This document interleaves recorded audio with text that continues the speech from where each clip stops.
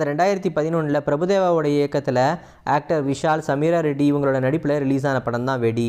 இந்த படத்தில் வர இச்சி இச்சி இச்சி இச்சிக்கோடு அப்படின்ற சாங்கோடைய பேக்ரவுண்ட் மியூசிக்கு ஹஸ்கி அப்படின்னு சொல்லப்படக்கூடிய பனிப்பிரதேசங்களில் வாழ்கிற நாய் டான்ஸ் ஆடுற மாதிரியான ஒரு எடிட்ஸ் தான் இப்போ இன்ஸ்டாவில் பயங்கரமாக ட்ரெண்டாக போயிட்டுருக்குது.